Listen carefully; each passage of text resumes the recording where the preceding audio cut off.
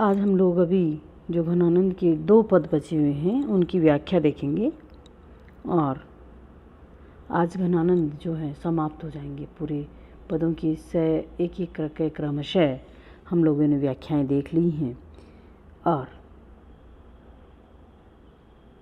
अब इसके महत्वपूर्ण कृष्णों के बारे में फिर कल देखेंगे। तो आज हम लोग इनके पदों को देख लेते हैं। यहाँ पर आपके 9वां पद है, जहाँ सो प्रीति ताही निठुराई सो निपट नेहि, कैसे करी जिए की जरनी सो जताइए, महानिर्दयी दई कैसे कै जीवाऊँ जीव, बिदन की बडवारी कहाँ लो डुराइयो, दुख को बखान करीबो को रसना की होती, ए पे कहूँ वहाँ को मुख देखन न पाई, रैन दिन चैन को न लेस कहूँ, पे ये भाग अपने ही ऐसे दोष कहीं दो लगाइए। यहाँ पर कठिन शब्द को देख सकते हैं हम लोग। निपट का मतलब होता है अत्यधिक या एकदम, एकदम। जताइए का मतलब जतलाई या बतलाई गई। तय का मतलब होता है दैव। वेदन का मतलब वेदना या पीड़ा। बड़ी बारी बढ़ाने वाली। दुराइयों का मतलब छिप जाए। कै का मतलब होता है यदि। रसना का मतलब जीप। ए पे इतने पर भी। धो मतलब न जाने। प्रस्तुत जो पद्यांश है वो घनानंद के द्वारा रचित घनानंद कवित से लिया गया है और इसमें किसी विरणी नायिका के उलाहना देने के भाव को कवि ने बताया है। यहाँ पर विरणी नायिका अपनी सखी से कहती है कि जिसने प्रेम किया वही प्रेम व्यवहार में एकदम निष्ठुरता का परिचय दे रहा है। अर्थात तो जीवन कैसे आगे चल सकता है। जहाँ सो प्रीति ताही, अर्थात जिससे प्रेम किया या जिससे प्रेम की बातें की, प्रेम का निर्वहन किया, ताही वही निठुराई सो निपट नेहि। नेहि का मतलब यहाँ प्रेम। वही अपने प्रेम में निष्ठुरता का भाव या निष्ठुरता का परिचय दे रहा है। तो फिर कैसे करी जिए की जरनी सो जताइए, तो फिर हृदय की इस विरह वेदना की जलन को कैसे और किस तरह से बताया जाए।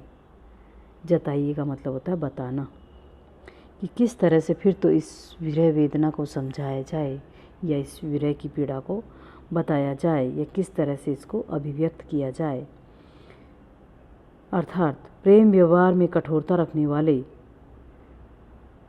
प्रियतम को अपने हृदय की वेदना बताना बहुत कठिन कार्य है। ये तो वास्तविकता है और इसीलिए कहते हैं ना कि प्रेम की भाषा को हर कोई नहीं पढ़ सकता है, प्रेम का निर्वहन हर कोई नहीं समझ सकता है। वह प्रियतम तो अत्यंत निर्दयी है तथा मेरा भाग्य अतीव निर्दयी है। महानिर्दयी दई कैसे के जीव जीव, अर्थात वह प्रियतम क्या है, निर्दयी है, उसको कोई दया भाव नहीं आता है। तो मैं अब अपनी इस व्यथित आत्मा को कैसे जीवित रखूं, कैसे कै जीवाऊँ जीव, किस प्रकार से मैं अपने प्राणों को जीवित रख सकूं और अपनी वेदना को किसको मैं बता सकूं। इस बढ़ती हुई वेदना को किस प्रकार से मैं बचा सकूं। वेदना की बडवारी कहाँ लो दुराइए, अर्थात इस बढ़ती हुई वेदना की पीड़ा को मैं कहाँ तक छुपा करके रख सकती हूँ। दुराइए का मतलब होता है छुपा के रखना। तो मैं कहाँ तक छुपा के रख सकती हूँ। इसलिए वह अपनी विरह व्यथा का वर्णन करने के लिए कहती हैं कि दुख को बखान करीबे रचना के होती, अर्थात यदि जीव होती है तो भी उस निर्दयी प्रियतम का मुख क्या कहीं न देखना चाहती है। दुख को बखान करीबो, अर्थात मैं इस अपना दुख का वर्णन करने के लिए जीव के होते हुए भी क्या हो जाती हूँ, बेसहारा हो जाती हूँ। ऐसो कहूँ आँखों मुख देखन न पाइए, अर्थात अपने में उस निर्दयी प्रियतम का मुख क्या कहीं न देखना चाहती। मेरा भाग्य, रैन दिन चैन को न लेस कहूँ, अर्थात मुझे रात दिन के लिए उसे चैन नहीं मिल रहा है। अर्थात मैं अपने जीवन को या अपने मन को किस प्रकार से शांत रखूं। भाग, ये सारा दोष मेरे निर्दयी प्रियतम का है, नहीं तो फिर आपने ही ऐसे दोष का ही धो लगाइए। या तो उसका है या फिर इस दोष को मैं अब अपने ही ऊपर न जाने कैसे लगाया जा रहा है। भाव यह है कि विरह वेदना व मानसिक अशांति का मूल कारण वैसे तो मेरा प्रियतम जो निष्ठुर और निर्दयी बना हुआ है वह है, उसका कठोर व्यवहार है, परंतु इसका दोष हम पर ही लगाया जा रहा है जो कि उचित नहीं है। कहाँ धो लगाइए, अर्थात जो कि उचित नहीं है। क्यों? क्योंकि वो कह देता है कि किसने कहा इनसे प्रेम लगाने के लिए, क्यों किया इन्होंने प्रेम हमसे। तो वैसे तो सारा दोष मेरे उस निर्दयी या निष्ठुर प्रेमी का है, परंतु सारा दोष हम ही पे लगाया जा रहा है। विशेष में हम लोग यहाँ पर देख सकते हैं कि विरणी नायिका ने प्रियतम को निष्ठुर और निर्दयी बताया है। क्यों? क्योंकि वह प्रेम करके और कहीं दूर चला गया है, जिसके कारण कि उसकी विरह के कारण उसकी दशा जो है अत्यंत दयनीय हो रही है। और यहाँ पर नायिका जो है अपनी व्यवस्था और अपने उपालम को व्यक्त कर रही है। दूसरा है कि अनुप्रास और कवित छंद का यहाँ पर प्रयोग किया गया है। अगला और अंतिम एक पद और बचा है जो कि हम लोग देख रहे हैं। मीत सुजान अनीति करो जिन, हाँ हाँ ने हूजिए मोही अमोही, ठाटी को और कहूँ नहीं ठोर फिरी, द्रग रावरे रूप की दोही, एक विसास की टेक गहे लगी, आस रहे बसी प्राण बटोही, हो घन आनंद जीवन मूल दई, कित प्यासिनी मारती मोही। यहाँ पर अनीति का मतलब होता है अन्याय। मीत सुजान, हे मेरे प्रियतम सुजान, आप मेरे साथ अन्याय कर रहे हैं। जिनका मतलब मत या नहीं करो, हा हा मतलब खेदजनक, सौगंध। मोही का मतलब मोहित करके, अमोही का मतलब निर्मोही, दोही का मतलब होता है दुहाई, टेक का मतलब सहारा, और प्यासिनी का मतलब होता है प्रेम जन्य, प्रेम में जो डूब करके वो प्यासा मरता रहता है, उसका वर्णन यहाँ पर कवि कर रहे हैं। इस पद्यांश में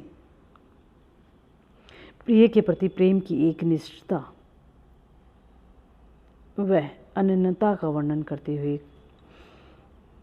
कोई नायिका कहती है कि मीत सुजान अनीति करो जिन, कि कोई प्रियतम, कोई प्रेमिका प्रिय के प्रति अपनी प्रेम निष्ठता व अनन्यता का भाव प्रकट करती हुई कहती है कि हे मेरे प्रियतम सुजान, तुम मेरे साथ अन्याय मत करो। मैं हाँ अर्थात सौगंध खाती हूँ कि मुझे मोहित करके तुम मेरे प्रति निर्मोही और प्रेमासक्ति से रहित मत बनो। हूजिए मोही अमोही, अमोही का मतलब होता है निर्मोही, अर्थात अब कोई लगाव नहीं रखना। यानी कि तुम मुझसे प्रेम करके और अब मेरे प्रति निर्मोही मत बनिए, इसलिए ऐसी अन्याय की नीति मत करो आप मेरे साथ। अर्थात मुझसे प्रेम करके पहले और अब मुझे छोड़ कर के जाओ, तो ऐसा अन्याय आप मत करो। ठीठी को और कहूँ नहीं ठोर, मेरी दृष्टि को, मेरे नेत्रों को जो तुम्हारे रूप पर आसक्त हुई हैं, तुम्हारे रूप पर फिरी हुई हैं, मेरी इन आँखों को कोई दूसरी जगह नहीं है। अर्थात मेरी इस दृष्टि को दूसरी ठोर नहीं है। फिरी द्रग रावरे रूप की दोही, अर्थात जिन आँखों ने आपका दर्शन कर लिया है, जो आपके रूप सौंदर्य पर आकर्षित होकर के और ये तुम में बस गई हैं। अब मेरी इस दृष्टि को